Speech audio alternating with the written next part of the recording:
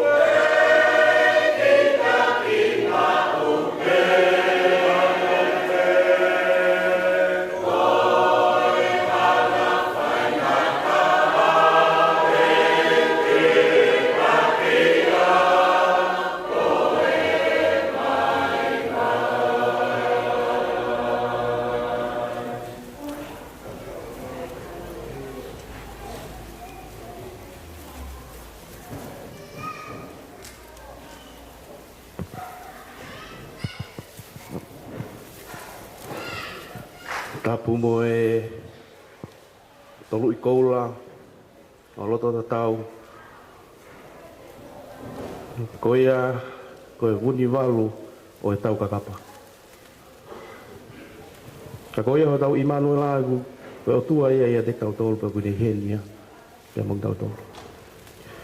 Tapu pa mo e kere eiki o hahaweala. O tau ngualolo ai i hoa tāgani. Tapu pa mo e whirakepa pa mo hoeiki. Kota mawahi ki he tangata eiki Palestini o Sasa Fitu. Pe ki he tare kita o e wahi whanua. Toinga e kau whaiwhekau kau mā a haawhaolunga tonga. Tapu pia mo e whafufonga wharearea pia me loto Aotearoa.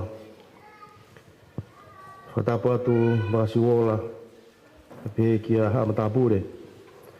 Tapu ki a mafua i waitu i mate kau maha tau i whanua.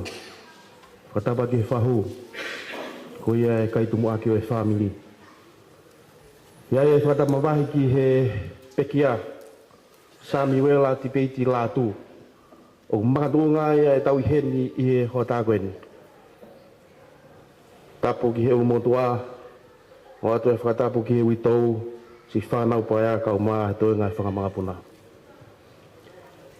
Tapu pia moe ngahi maheni, kau maa si kai ngā ofa, o kutau loloku i he holoko mahanemi, i hoa tākoeni, ki tau whahe heka, ai flau e tamai o eiki ofa koeni.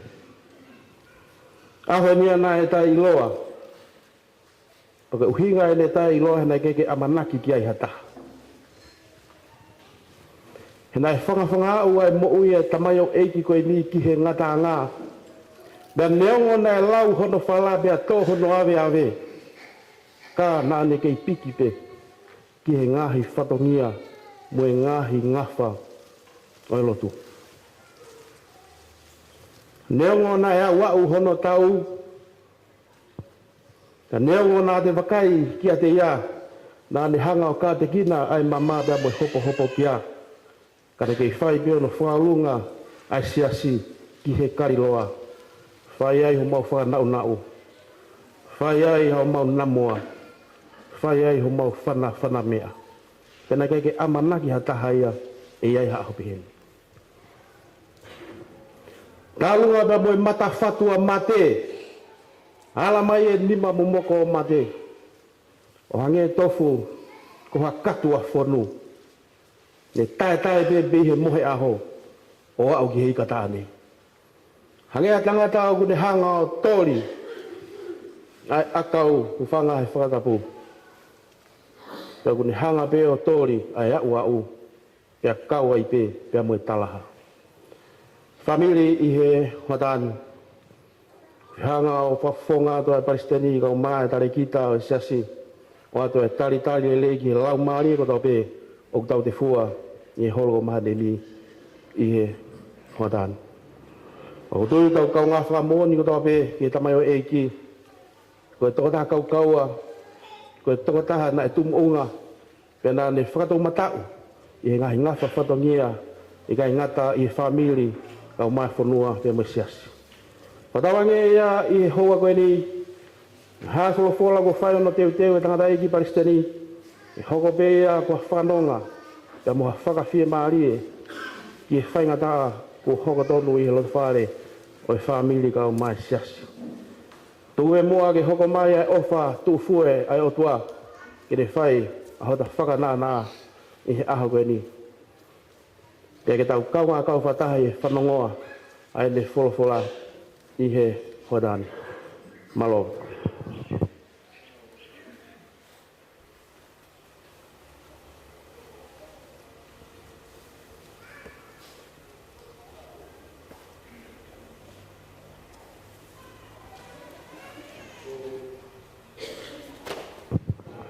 Ko wholofola himi. Ke tau tamata ke ai o wau whai ke o e pombongini. O ange au whangafulu maono i himi. Ua whao no himi te usipela tātaha tupe ai ngahi vesi. O wofi ho tau tui, koe hau ke tānaki. Ai ka kai anga tonu ki he api fo ou. Teu teu pē. He une i he matapā. O ku hau wawe, o ku i he matapā. Kore le mau mea hake ke tau hiwa.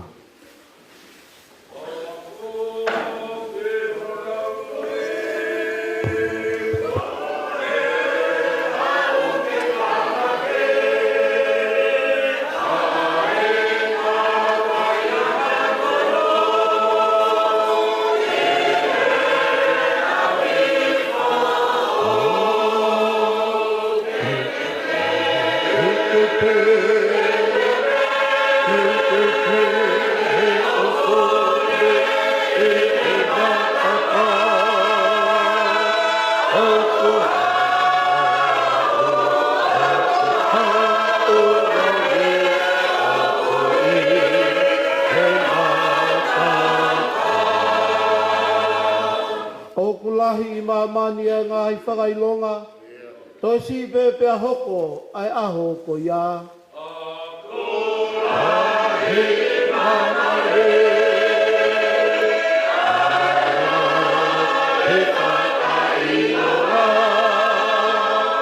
Tosi pepe hoko.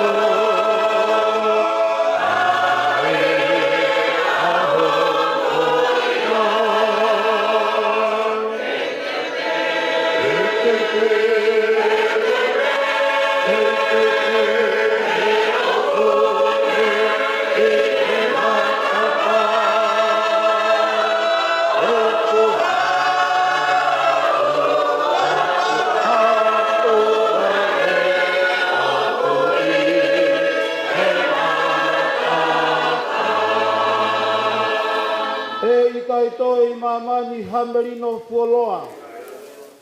Kai oua ke hoko mai a sisu kalaisi. Kai toi mamani hamerino fuoloa. Kai oua ke hoko mai a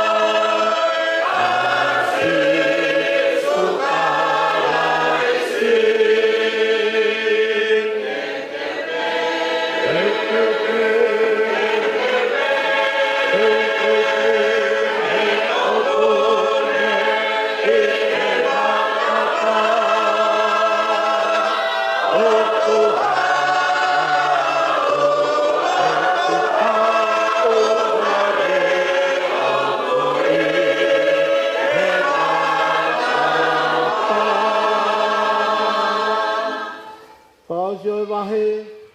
o kia ia mama ko ou e ikai ai hamate, tau nofo taingatai mo sisu kalaisi, teu pē, heu nei he matapā, o ku hau wawe, o ku hau, o ku i he matapā.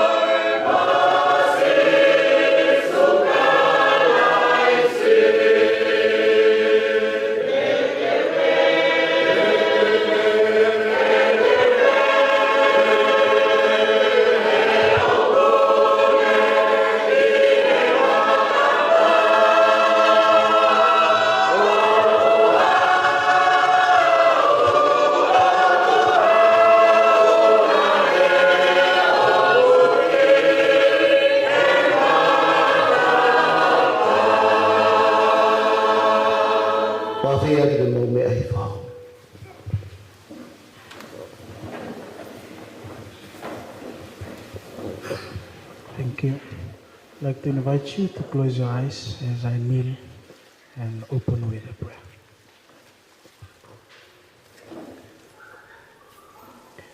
Gracious and loving Father in heaven, we praise you and we glorify you, Lord, today. And as we gathered here, Lord, as a family, to celebrate and farewell Elder today. And we thank you, Lord, for his life. We thank you, Lord, for blessing him for 92 years. And because you have blessed him, he has become a source of blessing to everyone present here today. And the people have turned up today as a witness of his life. And we want to praise you and thank you for the laughter that he has spent with everyone present, the struggle, the many lessons that he has taught everyone. And for that, we are so glad that we can spend some time with him, Lord, being a blessing to everyone present. And this morning, Lord, we also want to thank and uphold the life of the family present. I know, Lord, that death is a sad experience to the family. However, we have the hope because thy promise has given us that if someone who is in Christ dies, will rise again. And everyone who is in Christ shall never taste death, even though he dies, because through you, Lord, we have the promise we will rise again. I want to pray for the family, Lord. May you give comfort, may you give peace in the heart and the mind, because thy word has given us, Lord, that you will comfort us in our time of need, our time of sadness. And that we pray that you will, through the Holy Spirit, will fill the hearts of the family members present today. And I also want to pray for the church members that are present. Thank you for their support, for their presence today, whose presence brings meaning to the family. And I want to thank you for their lives as well today. Lord, lastly, I want to pray for the service and the program of today. And may your Holy Spirit lead us. And may your Holy Spirit guide us so that we will have a wonderful and a successful program. I want to pray for our preacher, Pastor Fanueli, as he will lead us through thy word, comforting us, Lord. And I pray that he will speak with power and strength. He will speak with clarity of words, clarity of thoughts, so that we will receive thy message being a comfort to us. And may you, Lord, be the God of this service today. And may you, Lord, continue to fill our hearts so that our minds shall be open, knowing that death is not the end, knowing that sadness doesn't define each moment of our lives. But because of you, you are present with us today, we have the hope. And may you, Lord, be with us and bless us. This is our prayer, and we offer it in the mighty name of Jesus. Amen.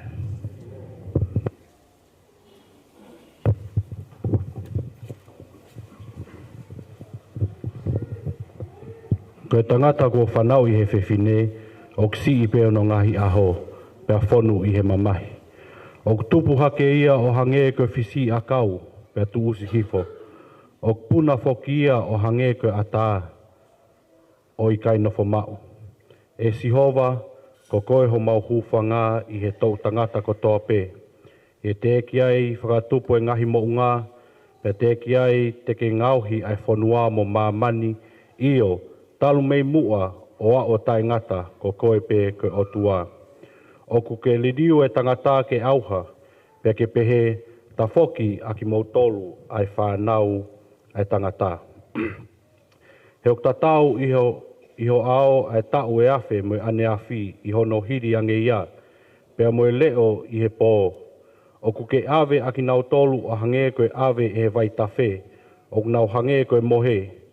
I he pongpongi o nau tatau me mohuku o ku tupu hake. I he pongpongi o ku lau maui ui ia pia tupu hake. I he whiawhi o ku tuusi hifo ia pia mai. He o ku osi atu ho maungahi aho ko toa pē I ho hou hau. O ku mawhaka osi ho maungahi tau o hange ko talanoa o ku lau. Ko ngahi aho o ho mau tau ko tau e whitungo fulu. Pea ka pau e hoko ia I hono mālohi ke valungo fulu, kono mālohi koe ngaue moe mamahi. He ok tu usi wawe ia, pe ok maupuna atu.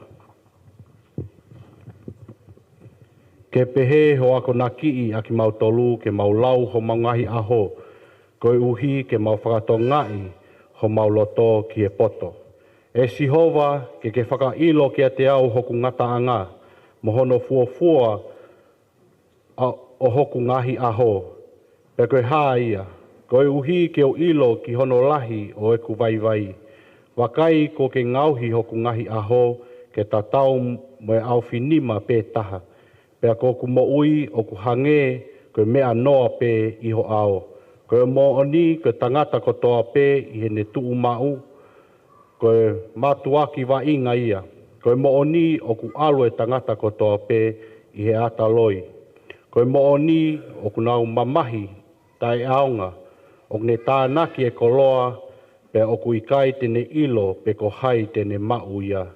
Pea ko eni e sihova koe hā o ku au tatari ai, o ku ia te koe pe e ku amanaki le rei.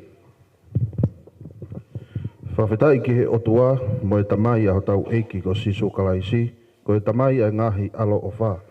Mo e otua o fie maarie ko toa pe, a ia ku ne whakawhie maarie aki mau tolu i e mau mamahi ko toa pe, ko e uhi ke mau whaafai ai ke whakawhie maarie aki nau tolu o ku mamahi ia. Aki ai whakawhie maarie ko ia, aia o ku whakawhie maarie i aki mau tolu e o tua. E kui kai whakamalo ki a te koe ai whaitoka, o kui kai whakaongo rere i koe e he mate. Ko ki nau tolu o aluhifo ki he luo, o kui kai te nau whaamanaki ki he moni. Ko e kakai mo ui, ko ia e whakamalo ki a te koe, o hange ko ia o ku whai i he ahoni. E whakahaho moni e tamai ki he whanau. O ku ngata iai ai whakamamahi e kauanga hala, pia malo iai ai kauongo sia. O ku mālolo whakataha ai e kau pōpura. O ki kai ke nau o ngoi, ai reo o e whakamālohi. O ki ai ai iki, mo e lalahi. Pea tau ata aina ai tamai o eiki me ene eiki. He o ilo e kakai mo ui te nau mati. Ka o ki kai si ilo ha mea e mate. Pea o ki kai te nau kei mau hatatongi. He kua ngalo aho nau whakamanatu. Pea koe nau o wha, mo e nau whehia, mo e nau meheka, kua osi ia. Pea o ki kai te nau kei mau ho nau tufakanga iha mea o ku whai i he lalola a o tai ngata. Ko ia kotoa pe o ilo e honi maa ke whai ia aki ho mālohi kotoa pe, he o ikai ha ngā aue, peha he whirio, peha ilo, peha poto i he whai toka, aia ko ke alu ki ai. Ka ku mate pe e tangata o whaka au ke osi io, o ku whanonga e tangata, peha ko whaa ia, o ku pehe o ku tokoto hifo e tangata, peha ikai toi tu. Ikai te nau a, pe tu me e nau mohe, kai oua ke more a ngahi langi.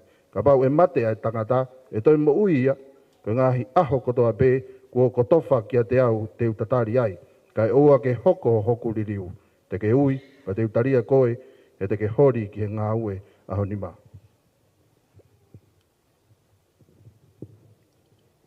E ko uilo, o mo ui au ko i pe tu ui ai mamani e aho whakamui. Pe ka ose hoku kiri, pe mau hoku sino, ka te mamata i hoku kakano ke o toa. Aia te mamata kia i maaku, pe wakai kia i hoku mata, pe kai ha taha kehe, neongo ai auha hoku ngahi kupu sino i te au. Ka kui kai ko hoku loto ke mouta ilo e ka inga, ka ui ko ki nau tolu hoku mohe, o ana nau mamahi ia o hange ko ini i kehe, o ki kai hanau o manaki lerei. He ka bau tau tuina pe kia sisu pe toi tu hake, pe aku pehe ko ki nau tolu foki o ku mohe ia sisu, e o mea ki nau tolu whata moia e o tua.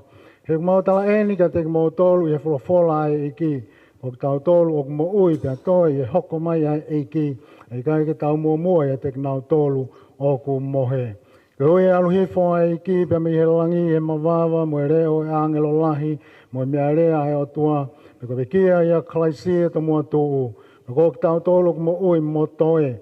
E toha ke whakata mo ki nau tolu i ngai ao, ke whaftauraki ki he eiki i ata. Pea pehe, e tuu i he eiki o tai ngata. Ka benai e ato taha e whewhe ono whotu ai mate, pea he sino whe te nau hau ai. Koe mare koe, ko ia o ke tūtui o kui kai whakaake ia, o ka pau i kai mate. Pea koe mea koe ia o ku ke tūtui, o kui kai te ke tūtui a sino koe ia e tupu. Ka koe whoi te ngai a kau pē. Koe wita nei, pe koe fo i te ngai a kau kehe, ka ko whaaki kia e o toa hono sino koe ne whai te riha pēia. Pēa i he tenga takitaha hono sino o nā. Pēa ki ai fo kia ngai sino whalangi, ma ngai sino whamama, ka ku taha pēa e nau o whakalangi.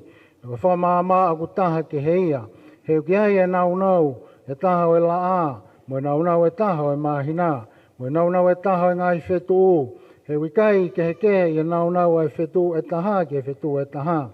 Pea o pehepe ai toi tu ai mate, o tūtu ia i au auha, o whotuha ke ia i he ta ai wha au auha, o tūtu ia i he whakarieria, o whotu ia mo e nau, o tūtu ia i he vai, o whotu ia i he mālohi, o tūtu ia ko sino whakakakano, o whotu ia ko sino whalaumarie, o kia i e sino whakakano, o kia i mo sino whalaumarie, ko uraki tangata o mei he kerekere, o ku kerekere ia, ko hono ua o tangata, ko eikia, pia mei he langi, whaitawapakina he o tua, ai ne wholofola.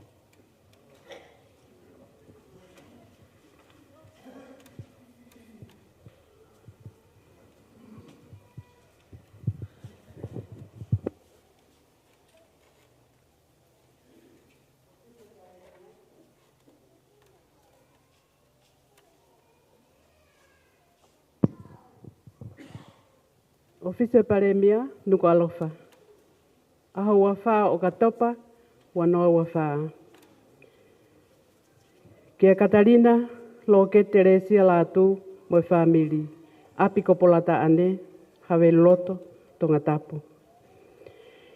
I loto whakaapapa mooni, o ko whakahoko atueni, ai popoaki fie kau ngā mamahi, i he fie ha amotaha, ai mamafa e mo ui, i he more atu ai ofisa ngawe whapureanga malolo, ko Samuela ti peit lātu. O konga ki he pureanga mo hou eiki, kabineti o ene afio, pia pehe ke eik minister o pot ngawe, ona polsiare a kau ola, ki he pure lahi pia mo kau ngawe kotoa o pot ngawe mo ui, a whakahok whatongia tō nunga, mo fisfis mua, mo maongo-onga, ai ofisani. Pea neonga ko more lahi, kanani tanu maki hapulopula lelei, ke kai utungaki ai ai pot ngai mo ui, pure anga, pea moi whonua foki. Pea mone ai rea utaka, o kumapake ai whaa, kau kei alah manongi, ahono tu anga. O pehea manat merie, pea moi manat ofa, ke fua whatongia, a si Samuela ti peit lātu, o whakatatau ki hono pio ka alafi ngāwe. Nā kamata whakahoko whatongia a Samuela, lātu, mai a ofiso Paremia, pot ngai mo ui, pia moi pure anga tonga. Aia nani whakahoko whatongia ai he lakanga koe kalake i he ofiso Paremia. Pia i he aha tolu taha si ulai tahiwa ni matolu, nani tari ai e whakataha kabinete ai ne awhio, ke whakianga ni skolasipi tau e tolu, o kamata me sanuari tahiwa ni mawhaa, koe polokala maako whikau aki pia moi hui vai. Pharmacist program. Koe a koni ne whakahoko peia ki a peako whawhaitoo a fisi. I aho luaka Novema tahiwa ni matolu, ki tahiwa ni maono, na tari ai e whakataha kabineti ai ne awhio, ke ne hiki o whakahoko whatongia ki he waa whaitoo i pat ngai mo ui, i he lakanga koe ofisa whaitoo ako. Ko fie mauen he kabineti ke ne hiki o ngā ue ke pot ngā ue mo ui ki mua pia ne toku wholawatu i he ne skolasipi. I aho luako sanuari tahiwa ni mawhitu ke tahiwa ni mahiwa na taria he kabineti ai ne awhio ke whakatu uia ke lakanga tokoni hui vai. Assistant pharmacist, hiria e ne lawa ilelei e ne whaingako tau e tolu he mala e oi hui vai i fisi. Aho wataha tisema tahiwa ni mahiwa, ki aho whao ma asi tahiwa anonoa, na ne hiki ai o ngā ue ke wharemahak ni ui ki haapai, hiria e ne kamata ngā ue, me ne whoki mai, me he whaingako na e whakahoko. Koe aho wa walo sa anuari, tahiwa ano taha ki tahiwa ano whaa, na e tāria he kabinete e ne awhio, Ke ne wholau ati ha skolasi pe pureanga ki Australia. Pa ke ne hoko atu ai e whinga ko i he malae o hui vai, i ha tau e tolu. Nei whakahoko ai a kon ki a Peako Victorian Pharmacist College, i Melbourne, Australia. A hau lako ma asta hi wano wha, nei whakatu a ia ke ne hoko ko i pule leo leo, o i whare talawai, Pharmacist in Charge. Pena lahe whainga maari e nani ngā ue, mo leo leo ai he laka ngani, me ngai tau o tahiwa ano wha, ki e tahiwa fitwalu. I hao loaka si ulai tahiwa fitwalu, na Italia he kabineti ai ne awhio, ke ne hiki hake ki e lakanga hui vai. Pharmacist. Ahata haua ti sema tahiwa walu wha, na ne tohi ai ke tarekita pot ngā ue o kore, ke ne mau wahenga mā loloa me ngā ue. I ahata hawha Februari tahiwa walu ono, pena Italia he kabineti ai ne awhio ai ne kore mā lolo pensoni, pia ke lau o kamata me ahatolu noa sune tahiwa walu ono. Ahatolu noa sune tahiwa walu ono, na kamata ene mā lolo pensoni, pia me ngā ue whapureanga. I aho ua o katopa wanoa ua wha, na e maua he officer paremia, ai tala whamamahini. Ko si tō tau he whanonga anga, a Sambiwela, ti peit la tū. Ko ne tau ai tau lelei, pia ko ne lawai, ai whakapuepue. Na whiunga rewa i ngahi tau na ne tau anga i he whatongia ki ka kai o whanua, officer paremia, pot ngai mo ui, pia moe pure anga tonga, pia moe tau e tolu ngō fulma wha, tolu wha, mahina e nima, pia moe aho e ua fulma walu, pia koe tau rewa tolu ngō fulma walu, tolu walu, mahina tolu, pia moe aho e ua fulma taha, a ne hoko koe ofisa ngā ue whapure anga mālolo. Koe tala kumatu aki ongo, hina e lau kau, pia pore a ofisa paremia, pot ngai mo ui, pia moe pure anga he tō nunga o ene whakahok whatongia, fungani ake ana i talango fua, pia mono ulunga anga whakau mea, mo whakaapa-apa. I ahoni, ko toka a Samuela ti peit la tū, i malumalo e whukatonga, ko tumutumu, mo iau whangatuku ia e whakaapa-apa, mo i manat ofa, mo i hou ngā ia, ai pure anga e nea whio, i he tō nunga o ene whakahok whatongia, ma e ongo pot ngā ue, pia moe pure anga. Whatawangi o tua maf, ke ne omnonga mo whie maari ke whamiri, o Samuela ti peit la tū, i taim whaingata ani. I he loto whaapapa mo oni, ona pol sa miu kuita vai pulu, paremia leo o tonga. Malo.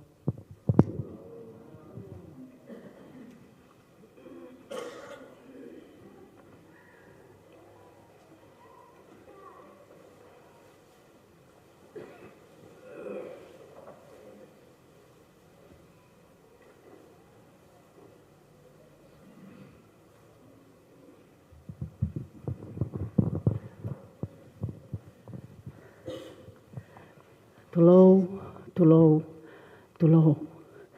Pētuk mua ki hufanga te ngai tala whakatapu ka kato ko o sea whaki atu me muani. Ka taha mo okua whenga mari ko ni ke whai atu ha. Tala i pio ka lafi.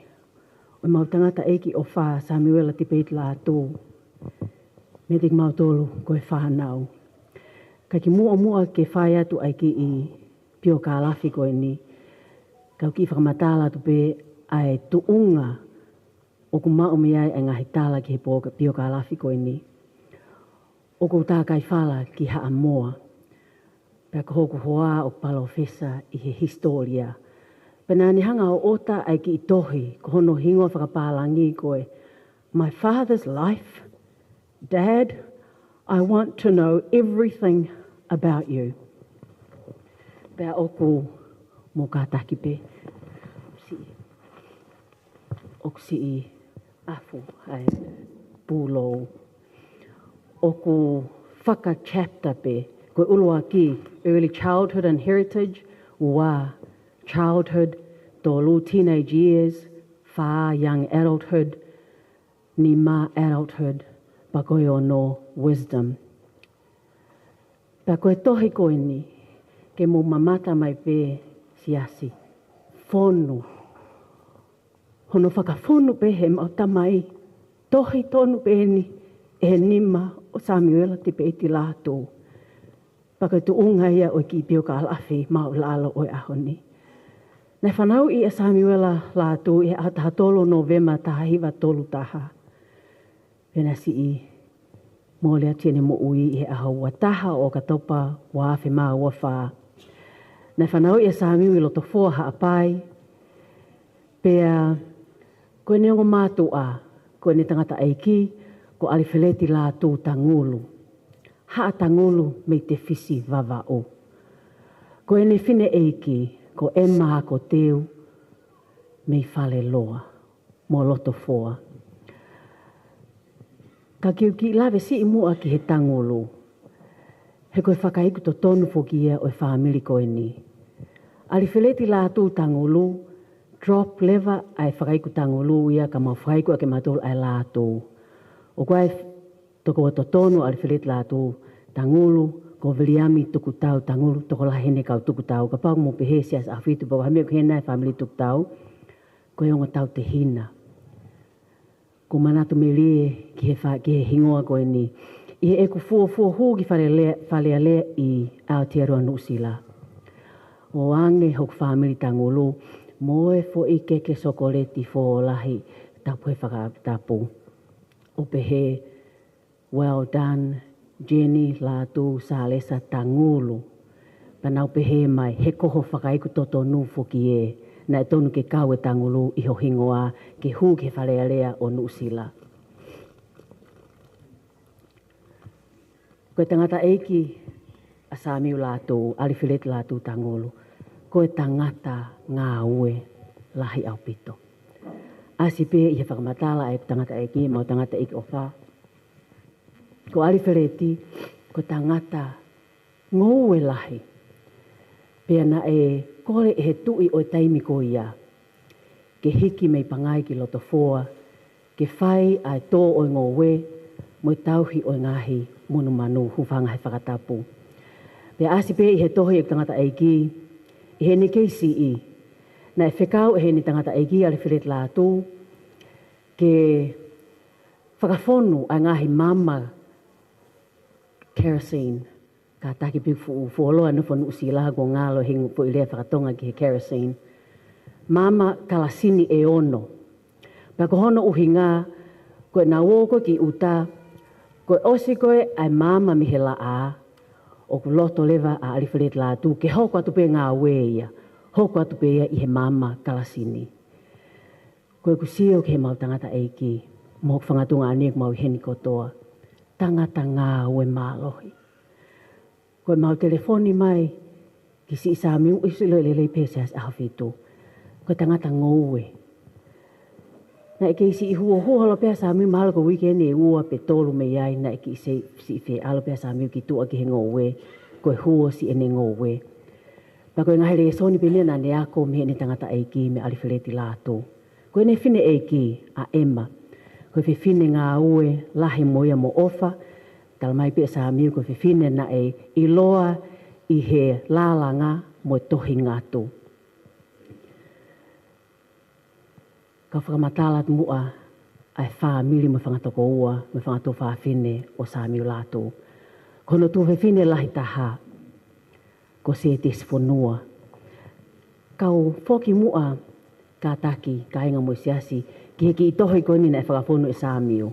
Kau ki lau whakapahalangi atu. Tō lahi pe whanki mokopuna Sāmiu koe ki nau whuloko mahino lelei a lea whakatonga. So this book that our dad, your grandfather, filled out, one of the questions was, tell me about your brothers and sisters, their names, birthdays, and a few adjectives to best describe each one. First, Se Tesfonua was a housewife. Second, Wepilatu was a primary school teacher. Third, Amalani Taufa, wife of a religious minister. Fourth, Sione Latu died as a baby. Fifth, Beset Latu was a clerk and a successful businessman. Sixth, Akanis Tupo, wife of a religious minister. 7, Siosifalatu, a farmer helping our father in his farm work. 8, Viliami Vaitaikilatu, a primary school teacher. 9, Vaikalafi Heft, a housewife. 10, me, Samuela Tipetilatu, government pharmacist. 11, Kasanita Malolo. 10. Kataki kuhala whakawhikewhika. 11, Kasanita Malolo, wife of a doctor. 12, Mosese Vakasiola Latu, minister of a Methodist church. And the youngest, 13, Sitaina Latu, father of so many children. Our father had a sense of humour. And when I asked him, what do you mean Sitaina was father of so many children? My father's answer was, well, Jenny, last count, I think he had 24 children. Koe ako, ko tahaini ai mea na mahu inga au pito ki he muui ai e mautangata ai ki Samiu Latu. Kau ki whakamatala tu mua ai uhinga o kuyayai ai sāketi mo he kesi toloa, mo e sāketi mo he kesi o kolisi atele, kolisi kotonga. Koe mautangata ai ki na e ako i toloa. Pena e ako hakapua o ke he ngata anga toloa, pena e tax i he api ako ko ia. Pea hiki lewa me iai ki atele, ki he kolistonga, o to e tax me iai. O ki kai ki futokolahi, ai kakai mahalo i tongani, na e tax pehe. Kau tue talatu e ki foi talanoa, manatu melie, na e kaua e hama ki ofefine koe ni. Homa ofefine lahi, ko ne ngoa ko mahalia. Na e osi koe e ne whakaosi ako he year 13 i Nusila. Pe ha o ki api o whakamatala papa, koe angani e ku CV, na e sai e CV koe, moe. Pako nea uko ke whakaosi, pane talangi. Pea ko au na u kapiteni whakatoa i he api ako ko wako ai. Ai koe tax. Ko ne mo tupu whiko e talanoa a mahalia, ko fo Italien a Samiu ki ai. Mahalia, ko hoko mai a koe ka au. He nai kei ke tax ho o ngā a koe ha api ako e taha. Ka ko au e nau tax au he api ako e ua. Aia ko ho kapiteni ko hiko hoko mai ki a au. Maha ko mo oni pe si Samiu. Na e tā kai whala a Samiu Latu, mo e mawhine e ki. Katalina lo keti Teresia Latu. Me kolofo o, maufanga, pea, wai whongo maukonga ki wholaha. Ko e whanau, ka te uki lawesiat ke hanga e na whetau laki. O kehe pe whoke tala noa a Sami mo lo keti hanga koe na whetau laki. Ka koe mea au tatau, na whetau laki i he roller skating. Taimi ko ia, tokua na e star mahalo, na e poto e kwhine e ki he roller skate. Pea na e lealeati e mautangata e ki, koe whai ene mamata i he kau skate holo koe ni. Pea tā koe na si i lele mea kwhine e ki o tau wai. Koe ke ele pa koe ne tau, pa koe exiteni, pa koe tau bea, pea na e te whilele bea, ka koe anga e na si ena raki mahe ni, pea kamata me iai, a si ena whemahino aki, mahina pē tōlu. Pea si i lea maari e mautangata e ki a manu levu tonga, pea mo mere se intu ina kuawhe koe ngā mātua e alo ke ti. Pea tali lelei kena si i maari. Mawai si i whanau koe ni ko ki mau tōlu. Whika oloa ke mau whanau, so ne atla tū. Nei si tokohoto e mautangata e ki whare mahaki. Ko Nusila fok mo Australia ki ofi mai. Ka ko si o mautunga ane lahi taha, nofo mamao. Telefoni mai pe, ko mautangata e ki ne o si longo ia, ngahi aho lahi. Kai kene toi lava hakai, kai kene toi lava hainu. Kana e lava pe o ne mahinoi a e te whihu ia tu kamo pe hono ke mo. Kore mai aso ne atu Samiu. Tari mai pe. Pena e tari pia e tangata eiki, hena e au maha mautunga ane lahi me Amerika, o se foi aho e taha. Pea si i toki mawahe atu e tangata eiki. Ko mau whika ua, Viliami ngal maa lātu, hene mono Hoa mo whanau e toko, wana whanau toko nima, nau nofo Australia. Hoko ai au, mo maki whanau toko ua, taka i whalaki haa moa, hoka pē seti, tupo ila la tō, ki whanau e toko tōlu. Pea, mo mau ki toko ua, ko peti la tū ti weti, o si Amerika, si tangi mai pē, koe ke lava mai pē ki tokoni, mo keti la tū whakahua. Ka koe ngō mātua sāmi mo lo keti, koe ngō mātua ofa. He neongo, e toko lahe pē e mau whānau, kana iai mo whanga pusiaki. Pusiaki whakatonga. Matila la tū, mo o si sio pe mo tolu, ia matila kunesi i whare kunesi i tua. Owen pau'u, o si na whotonu hini tonga. Sentila la tū, lo keti sii, te vita tā ai, tupo kupu hafoka. Koe o ngongo ngā ue e tangata eiki, o se whakahoko kakato atu e mehe ofise paremia, mā alo e whakalangi. O mau ngoi langi ia, i o mō mea mai o whakahoko, ai anga ngā ue si mau tangata eiki. Ngā ue he ngahi tau lahi i heni. Koe mau heke atu ki Nuusila, mau tau whango fulu i Nuusila, ke hoko atu pe ni ngā ue. Ofa mo ngā ue toko nii, ai kainga hono kotoa kawai, ai kainga tonga. Ko tangata mata mari, tangata ofa. Ka koe ofa fika uluaki a Sāmiu, koe lotu. Ko ene mau ai ki konga api koe ni, Palestini nai osi mahino pe ia, e oange ai konga ia ki he siasi. He koe mo uia a Sāmiu, o ne mo uia pia ai lotu. O tae aonga pe koe ha poto pe koe ha mea o mao ke Sāmiu, koe mea whika uruaki pega so ilo ebe mau tolu whanau koe lotu. Koe taule mau tupuha ke i heni, ko mau ki api foki nei tupe heka ko si holoki. Koe pongpong kotoa, ui katoa mai mau tolu, pe o mau osi a alelei pe i kai, mau kamata ake lotu mo hiva. Pako e fiafi kotoa mea tatau. Katata hai bai whanau ke mau whakaosi aki ai lotu. He kone mo ui pe ia ai lotu. O kone si i honga ia i hei heni a whale lotu pe mo e holo koe ni. Patu mua ke ata ki i whakamalo, mau lalo. Me tik mau tolu mo e whanau. I hono whakaata a si i holo koe ni ke si e epa e mau tangata eiki. O mau loto honga ia. I ho mo toka ngai ai o mātu a whakatolo ua. Ka tau te whitu ki si Sāmiu, lata mai pia ki heni. Nā ku telefoni mai me Nuusila, os mahino peuksi i whakoutua tangata eiki. O ku whaahau whoke tai mōna puke o whakafoki. Ko anga whoke a tipotai, o tipotai me muri ki tongani. Ka ko si e kuongo mātu a, ko si e na puke pe, o ku puna mai ke tipotai na whakafoki angi ki Nuusila. Ka koe fo i wike koe ni he se telefoni mai ke tangata eiki o eke mai. Te o he kātu ke tā o mai, ke o mai koe ke whare maha ke o Nuusila. Kalo pe tangata. Ko tuina ne o si hanga pea o i loi. Ko hono taimi, kuofi. Pana o si mahino pea ka tik mautolo hono kātoa whanau, ko e loto pea tangata eiki, ke foki mai pea ki heni.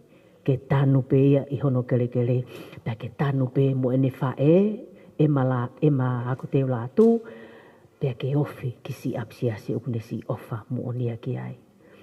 Koe ngata anga pea ki i pio ka alafi ma ulalo, mea te au mo e whanau hono kotoa, toa o whātu.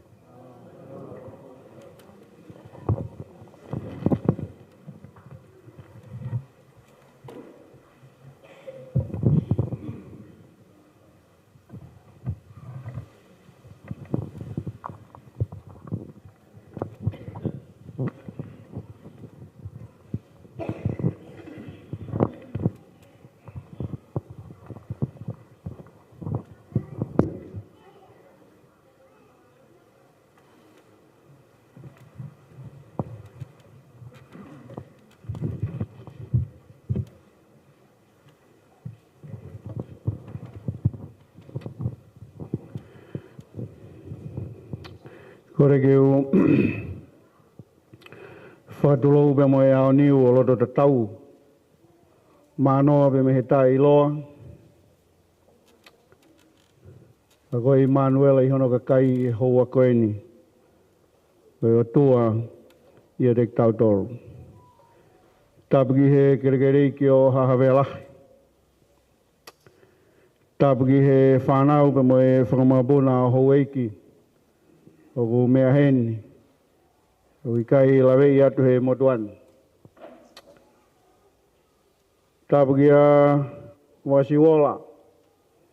Amsia a. Au ma hamada pure pe mo e hatau I whanua. Tapaki he skeitala he siasi. Au ma foka hawhaifkau. Na mo hawhakaulunga o tonga. Tlo atu. He udupoto e whamiri. Au ma e wharekotoa e mamahi. O tau kauwhadaha I hoa koen.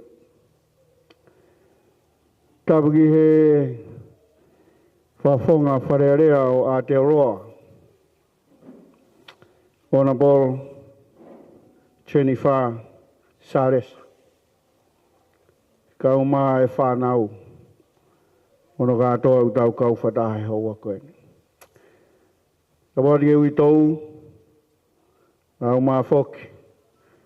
Ai whamiri. O tau kauwhadaha I hoa koeni. Petulou he pe mo e pekia o tōnga e tau kauwhadaha. Samiu ti peit lātu.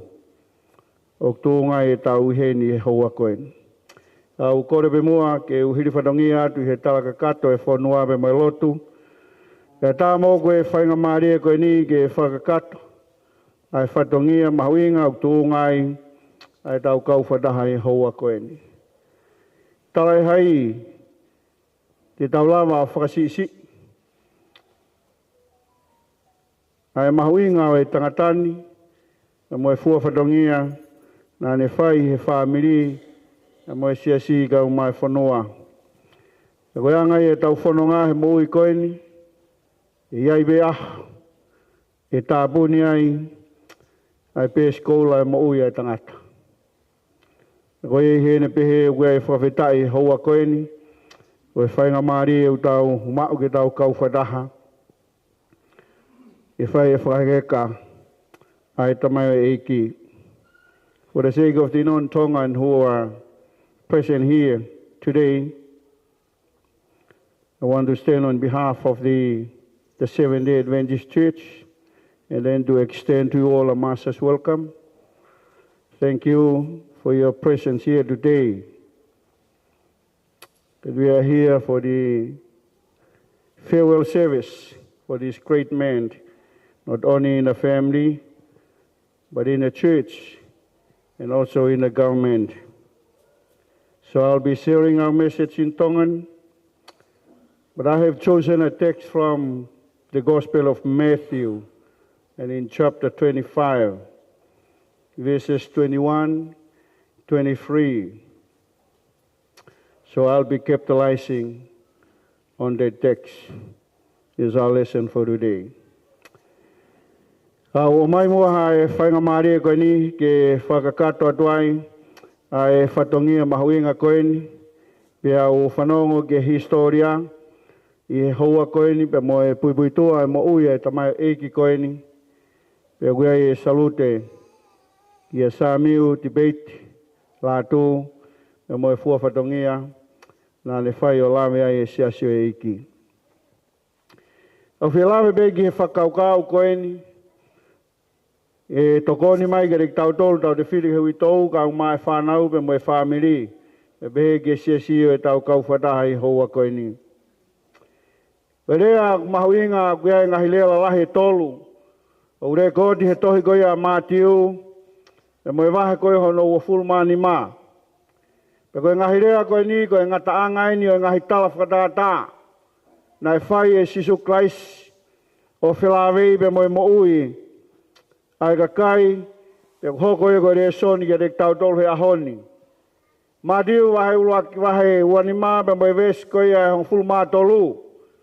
O lawe ia Sisu o whilawei pe mo e os koe e tala whakatata o e kau bou e toko hongo fulu pe ne ngau e ke wes tā tolu area mahuinga koe ni bene behe ke moureo. Ke moureo. He wikai te mou ilo e hoa pe mo e taimi. When hao ki he wahe ta tau be he ves koe a hono ua ful mātaha. E mo e ves koe a hono ua ful mātolu. Ula mea ia sisu klaisi hiri e talawhatata koe a e tufa e tare ni di. E tufa e tare ni di ke kau sevaniti. E tokotolu. E ni ma ki he taha pe mo e ua pe mo e taha. Ka koe ongo ves koe ni uni hanga whakamatalai. A rea whakaos na e whai. E he iki o whelawei pe mo e talawhatata koe ni. Nā ne whai rea koe ni uni pehe. Pe peange ne iki kia te ia. Malo ai tamai eiki whaida tonu. Ai tamai eiki lelei mo anga tonu ko ke whaida tonu he mea si. Le whakanofo koe ke pure ke mea lahi. I ves whakao si na ne ngawe aki. Ia hiri a talawhatata e ua koe ni ba ne whaire wa e whakamau whakaos.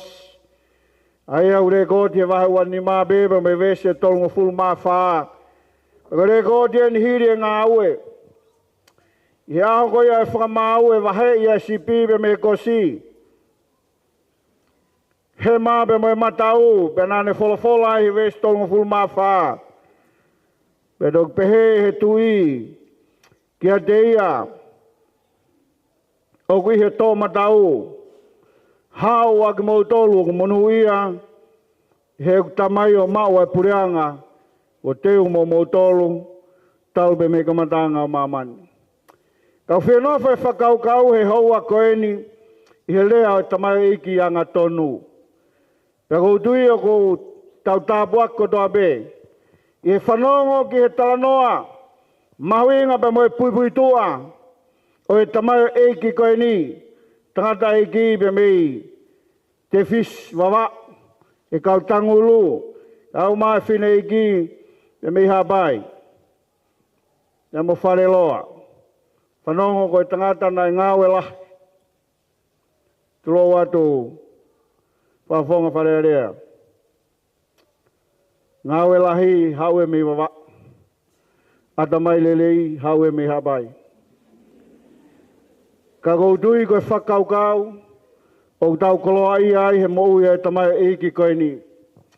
Ka koe lea koe ni nai whai e sisu klaisi. Nā ne ngāwe ke lea. Malo ai tamai eiki whaida tonu. Ai tamai eiki anga tonu, molelei.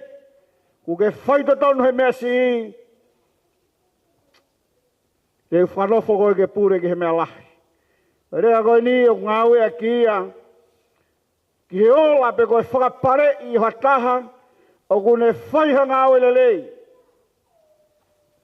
Pe koe rea koe ngāwe ke rea whapitania koe well done. My good servant. Pero leo mahuinga whakaukau koe ni. O ki kai uhinga e whaito tonu ai anga tonu koe ni malea koe no ngawe aki. Koe pehe ko hao ai tamayo eiki. I kai. Ka koe anga tonu koe ni une hulu ima whakaukau la lahi e tolu. O whelawei mo e mahuinga. O ngawe i e whak. Mo e tareniti na oange e he o tua. Ki kau tamayo eiki koe ni. Mana tui koe tare niti koe nina o ange nima ki he sawaniti uluaki. O whawofua he lau whakapaanga. Koe tare niti e taha whiunga mo e tola 4 kilu.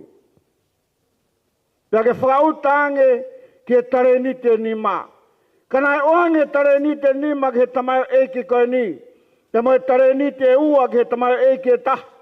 Pea mo e tare niti e taha ki he toa taha be. Ka koe kātoa ngā ue nā nau whai. O ku oange be fo i rea taha. Well done, my good servant. Ki he taha o ku whaita tonu. Mone ngāwe i e whaki nai whai he o tua. I e ne mo ui. Wea ngai whakaukau la lahe tolu. O ngāwe ki he rea koe ni. Ai tamayo eiki anga tonu. Ki tau lawe ki ai i e hoa koe ni. Ua ke whakaukau. O ku hinga lea koe ni, ai tamayo eiki anga tonu, ki he toko taha whalala ki tala ofa ai otua. O kuhinga ki ha taha o whalala ki he tala ofai o tua o whara tau ki he lawe koe ni. Pako hika mahu inga ia whakaukau koe ni. Koe taimi koe na investi ai.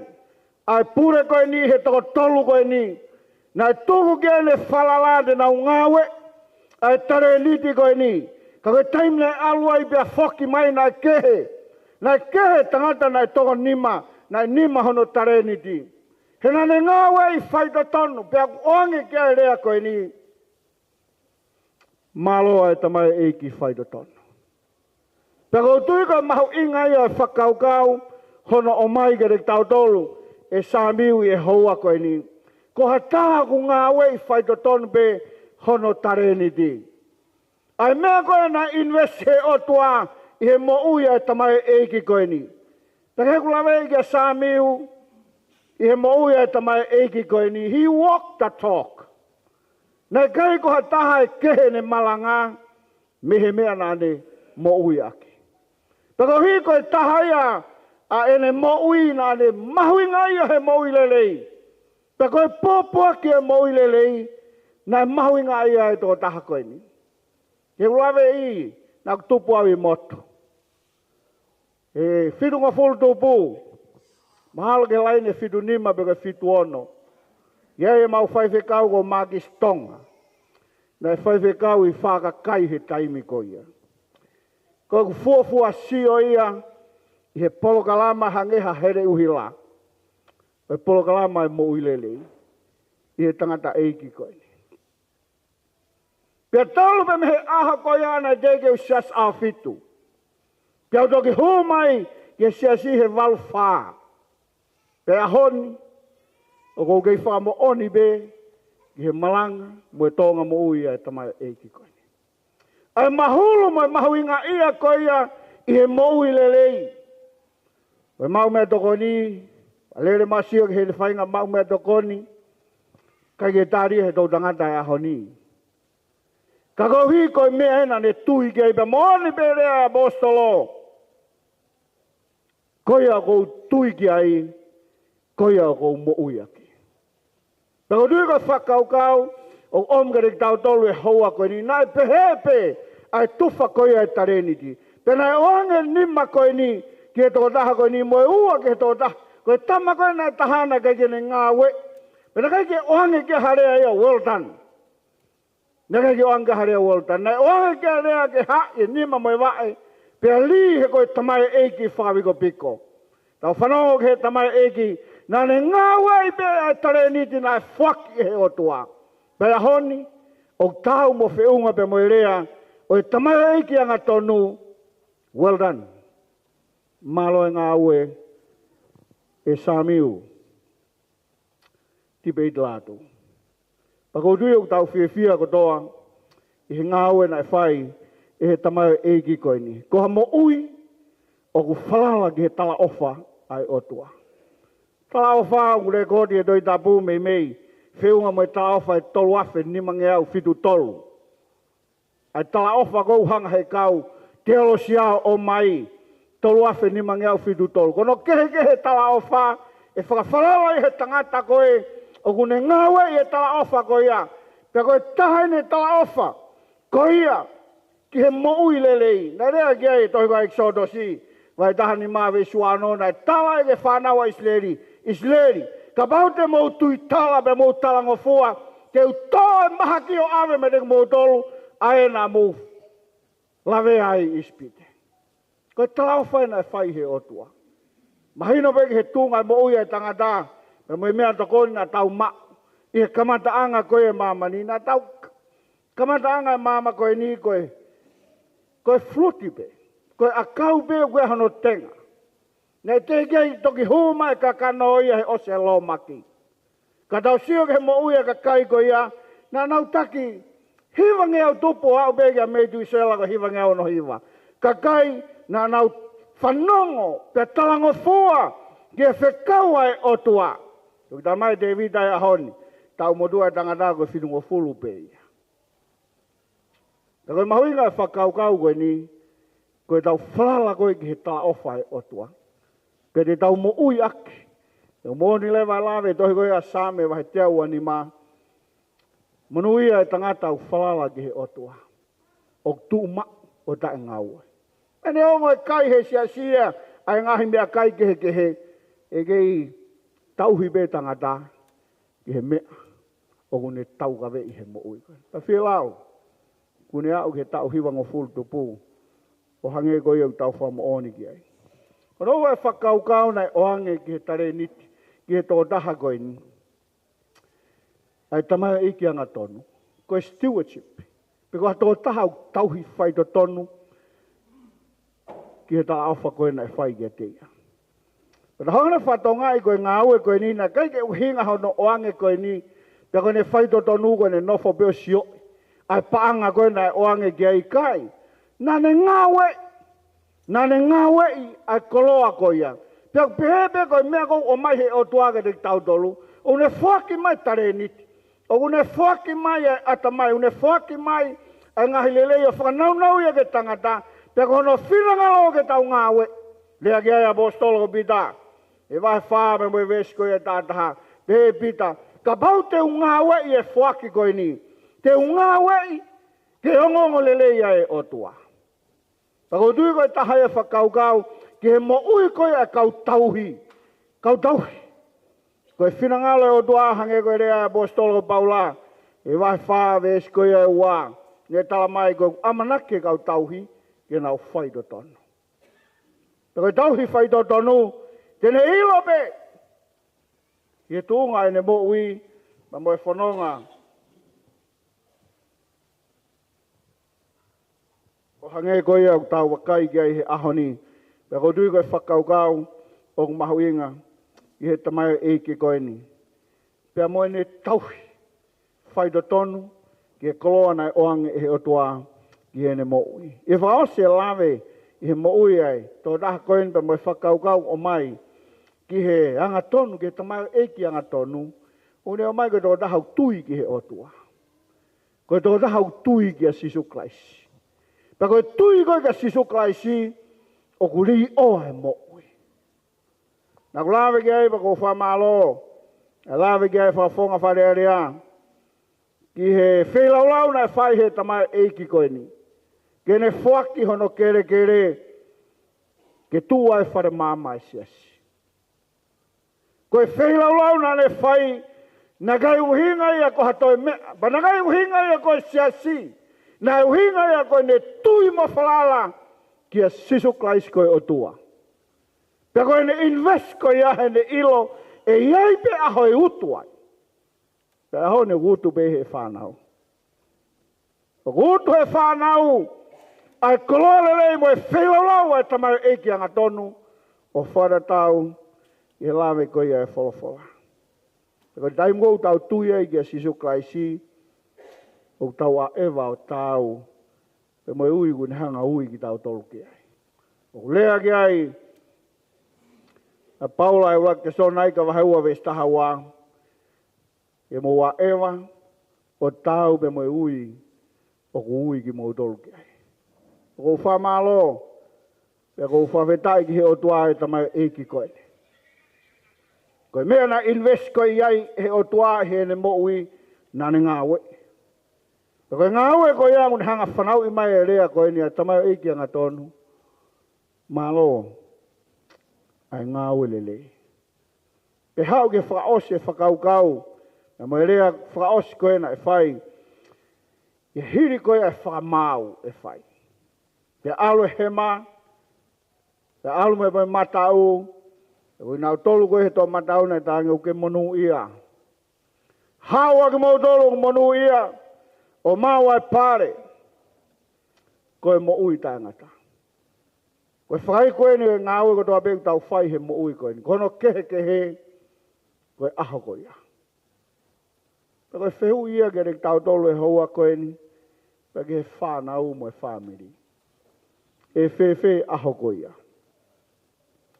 Te tau ihe tohe ma, pe te tau ihe tohe matau. Koe lea ni o tamai eki anga tono. Hau, a koe ko ke monu ia. O mau e mo ui ta ngata, Ai ana e teu maau e otua talu be mihono whakatupu ai universiko ini. Samiu, malo e ngā ue. Malo e wheilau lau. Koe kaunga ngā ue i he otua. Koe ngā ue whaidotonu. Koe ngā ue oskia verenga. Koe ngā ue mateaki. I he mea ofana e whaki i he otua. I he mo ui ai tamaio eiki koe ni. E mōni e whakaukau ku lawe ki ai ai apostolo ko Paulahi ne tohi e kainga tui Korindo. I roa Korindo wahe tahani mawe mai wese ni mga furu mawalu. O ne talamai e whakaukau koe ni kainga. E hoku kainga wheina. E mou tūmau be o ta ngaue. O tupure kina mau ai be. I he ngaue ai eiki. He koe ngaue ki he eiki.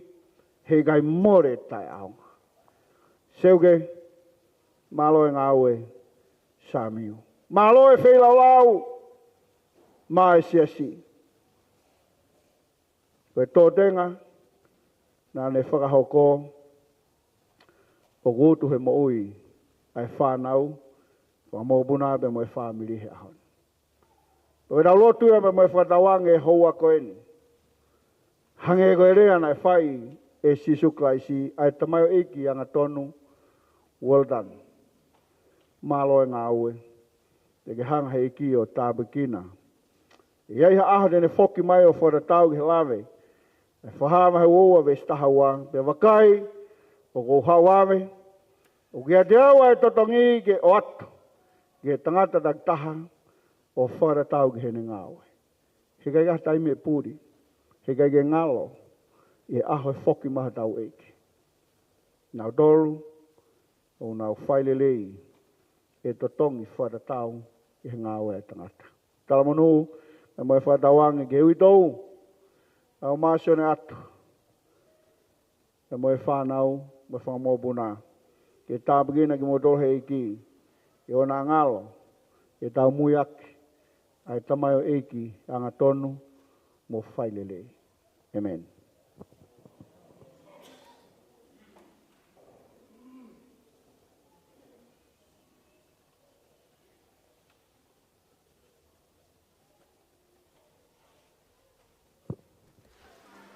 Ko e whalawhalahimi ko whiri ke whaosiaki, o wau e pongpongini, ko ngau waru fulma hiwa himi, ua waru hiwa, te uspela pia e kuku uraki pa moe kau, te tau hiwa hoko mai e pia. Ko wikai e maamani hoku api, ko e kukolo a o ku ihe langi, kau angelo e na o taalo mai, ko wikai te ukei lata i he maamani. Eiki, ko koe pe hoku ka i ngā, ka ikai alangi eiki te uwhewhe nai, kau angelo ena oku tālo mai, ko i kai te kei lata i he mamani. Mau ia me be ake te tau.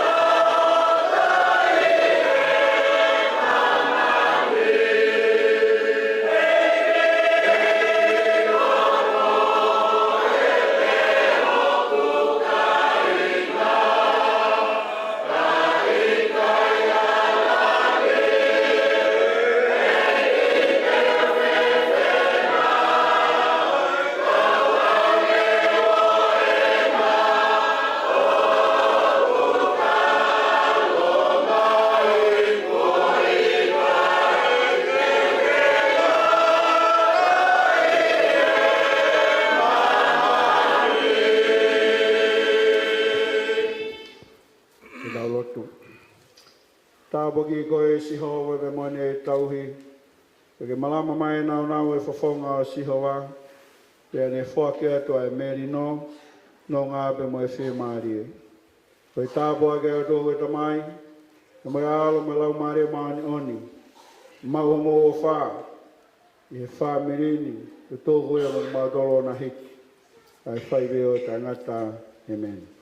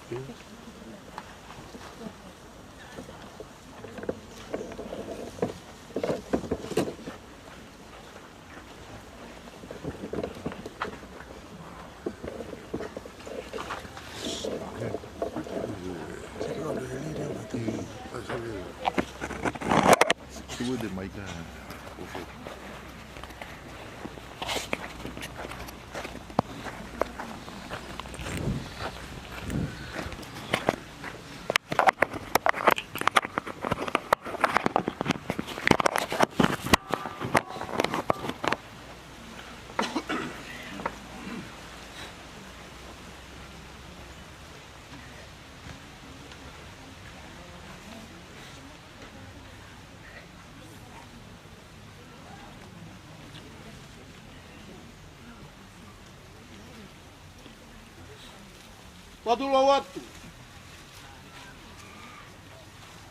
Tapa moya fifio a ulute fua kutoka imananga.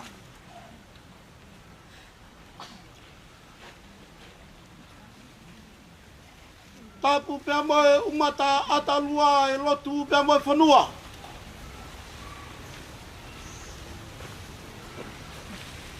Tapu ki he kare eiki o hahavela. Atapu ke kau holamua. Ogunau tatoka i he api ko polotane. Patapu atu ki he whahu. Hawatea peonga i whatongia. Patapu atu ki he uitau.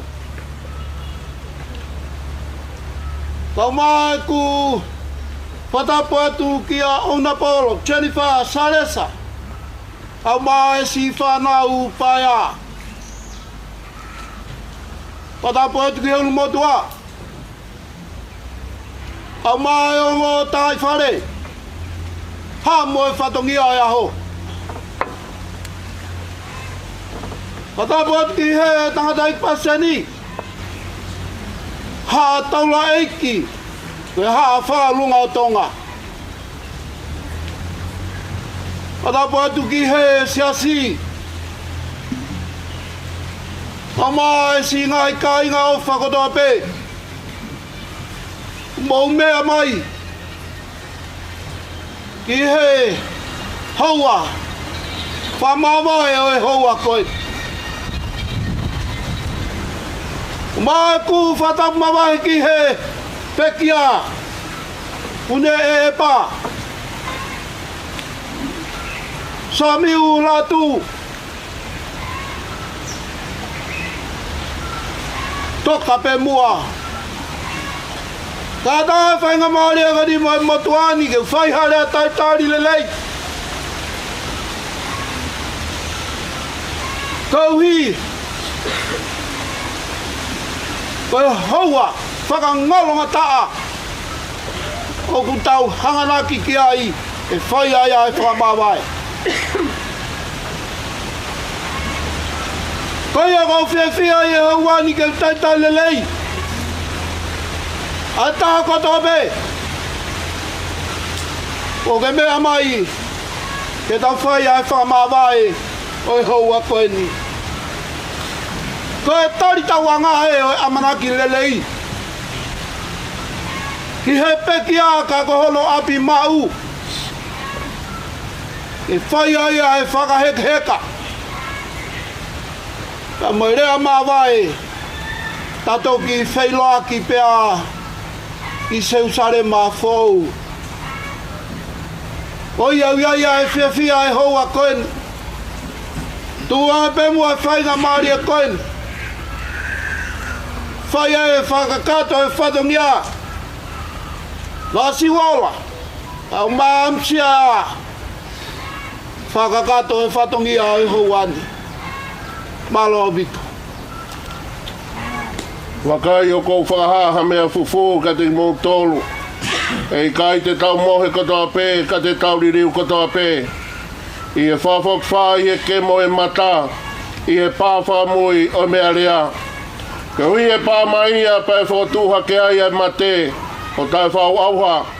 Pē ririu ai a tau tolu. E kua pau ke ai e au auhani a tai whau auha. Pē ke ai e mateni a tai mate. Koia pea ka osi ono ai e au auhani e tai whau auha. Moi ai e mateni e tai mate. E toki whamoni a rea kua tohi. Kua wholohifo ai mate e malohi. Ka koe ni kua toi tua kalaisi me he pekia. E kua hokoia koe laki fua o tau tolu nai mohe. E koe mea i he tangata. Na ia te ia ai mate. Pea i hoko i he tangata whoki. Ai toi tua e mate. E na hange o kumate kotoa pē i a atama. E pē e whoki e moui kotoa pē i a kalaisi. E kua pau pē ke pure i a kai oua. Ke ne tuku au no ngahi whiri kotoa pē. Ki hono lalowa e. Koe whiri whamui e whauha koe mate. Pea ne wangoi a reo mehe langi o pē mai ke te au. Tohi, o monui a tal mei heni. Ai pekia o pekia i he iki. Io. O pē, ai lau maari e, koe uhi, ke nau malolo me nau ngai ngawe. Ko au koe toi tū, pēr moi moui. O pē mai kia te au, oua e mana wahe. Ko au koe uruaki, pēr moi ki mui. Ko au i au moui ka neu mate. Pēr ia te au e ki o he te si, pēr moi mate. Koe mea ia whinangalo e ki, i e ene alo whalahi. Ke awe moui a ho tau tō tahani. Ko ia, o tau atua i aono sino kere kere. Ko e kere kere, ki e kere kere. Ko e fu, ki e fu. I amana klerei. Hei longak nau tolo pekia i heiki. Te nau toi tūki e mo ui taingata. O pekia e kakai maoni o ni. Kau ki kai ke tokanga kia i ataha. Pe aku ave e kakai lotu mo ni. Kai kai ilo e ataha. O kuawe e kakai maoni o ni pa mei he kovi e meni. Ka himi ko whiri ke whaosia ke tau o wau i he whatani. Ka himi ono ni mā. Himi ono ni mā tau sipela pē ai ves ulaki pe mo tau pe mo hiwa mai ai pē. Teu alu au mo sisu pē mui mui ai o i kai toi he. Tene whakahauwhi au taki hahala to tonu. Tene taki kau mui mui, pononga ai pia moi eiki, tene puke hoku ni mā, ke uhu e matapā kou la. Te walu o mo te supe, mui mui ai o i kai koe, tene whaka ao whea o kaki hara.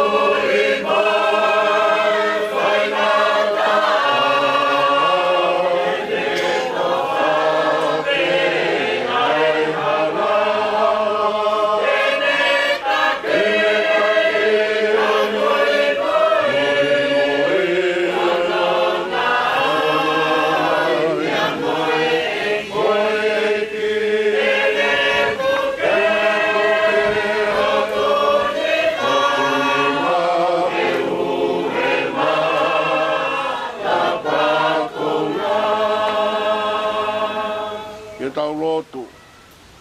O tua koe mau tamai fungani alofa a Fiona.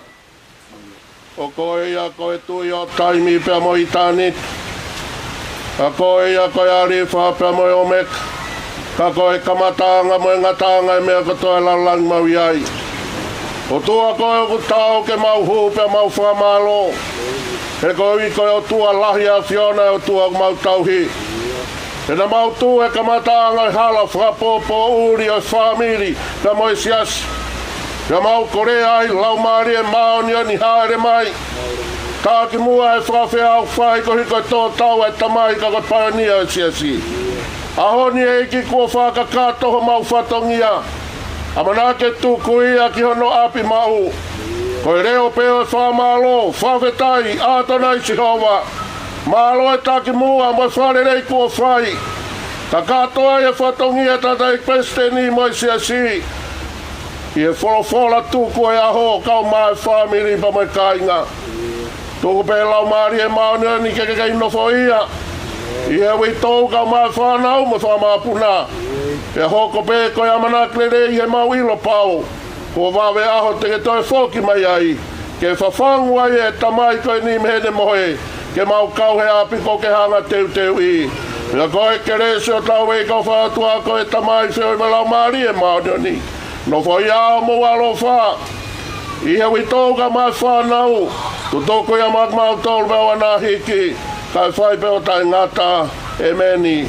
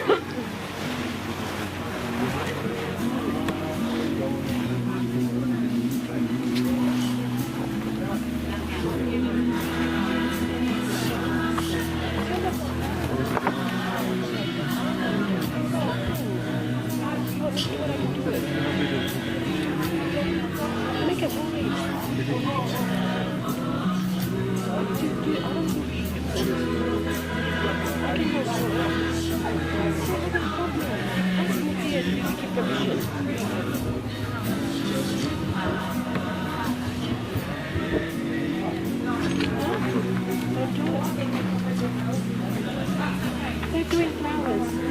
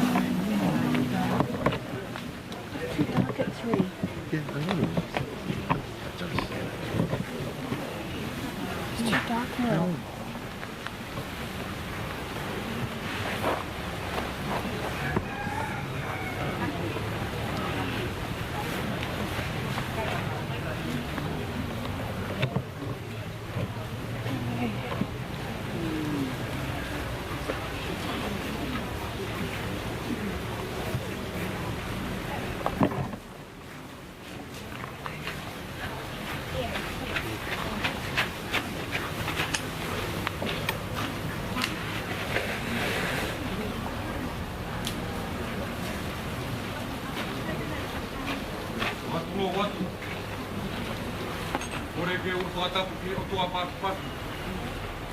Ko e au ni u ke te vesi ko pa pati tau ki ai. Tapu ki hau eiki. Pa tau mo fa mo tuna. Tapu ki he kere eiki o ha be alahi. Uma agahi api tukua. Pai ni tukua. A paia i ba opo. A api taki pofu a kawenga. A ngai aho moa ngai tamasi. A toafa lata anga. Isa. Ai fe. A kauhala uta mo kauhala lalo. Kau lo nuku ai. I hoa tā koi. Tapu ki he whahu. Tapu atu ki he tangata eiki presidenti. Sekretari. Umaa e kau tangata eiki whaipe kau. Tapu ki he kainga lotu. Kainga ofa hato kotoa pe. Tapu ki he kule whawahe oi wahega poa. Tapu ki he ofisa koro. Kawe uoto. Afua i vai tui mate. Nā po ka kui he. Nā mua po koe whai mawari e koe ni ke o whai te ha whaparo. Waki oi whaparo.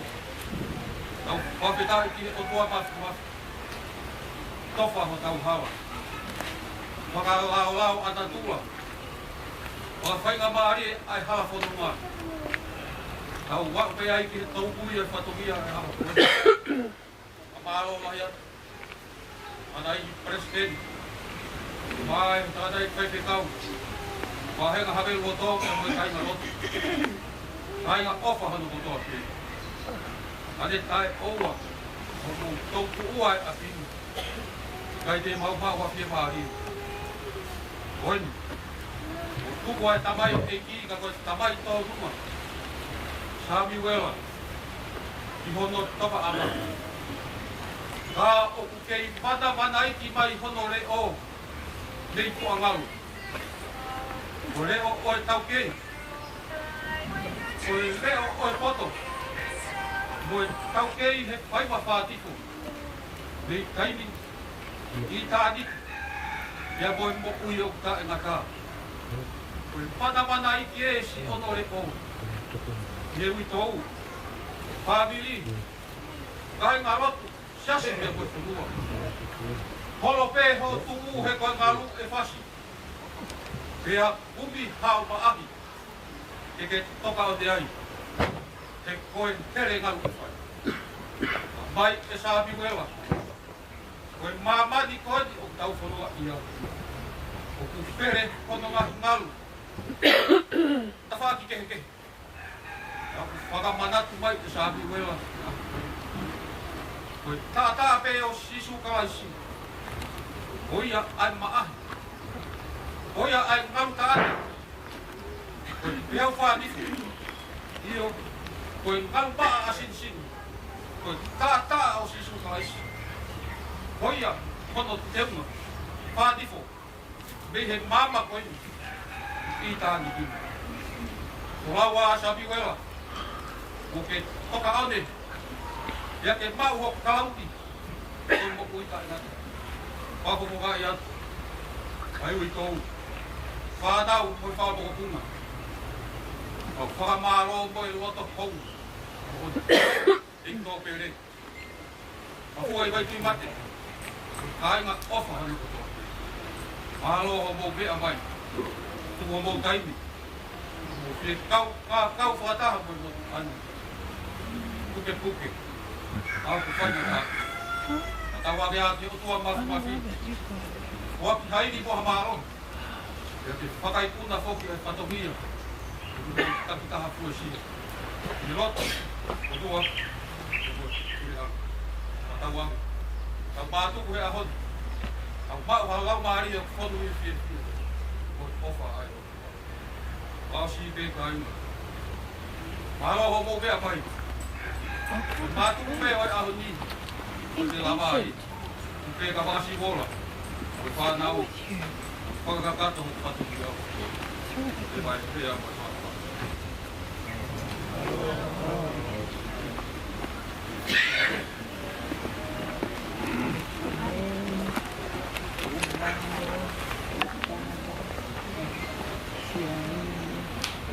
Masih PKI kau buat. Kau faham apa ini? Ada kau buat. Apa lu kalau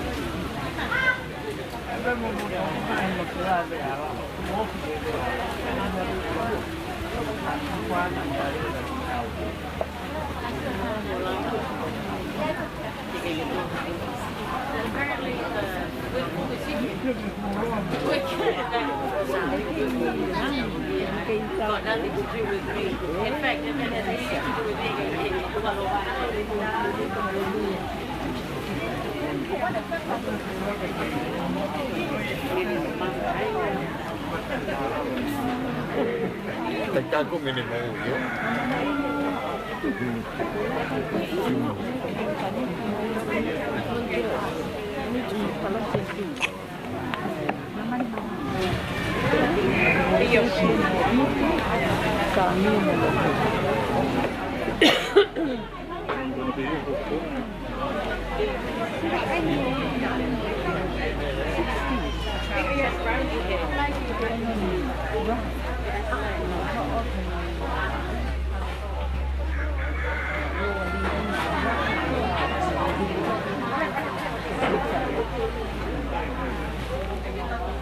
Ready? Go. What? Send it one you want it. Nhiều má rồi là nhiều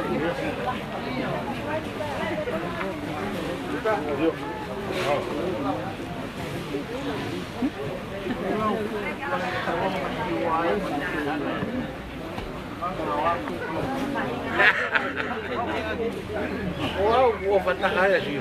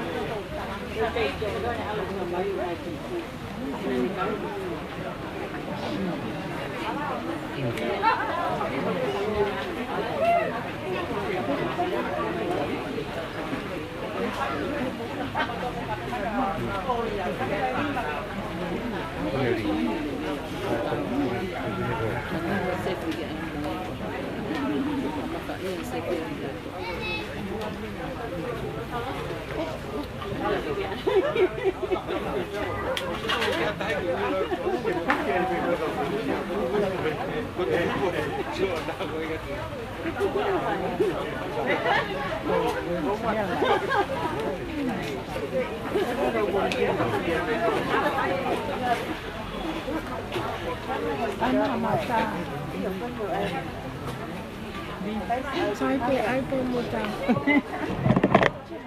It's alright.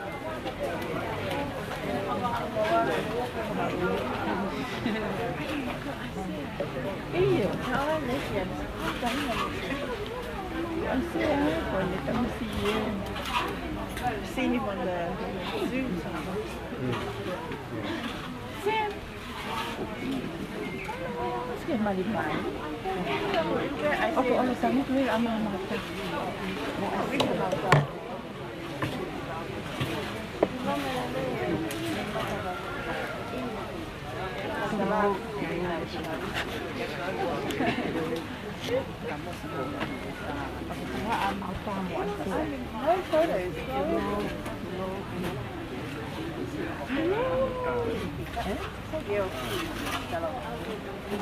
Iya, masalah.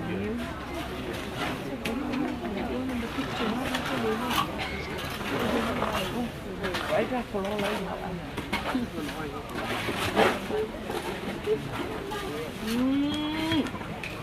Thank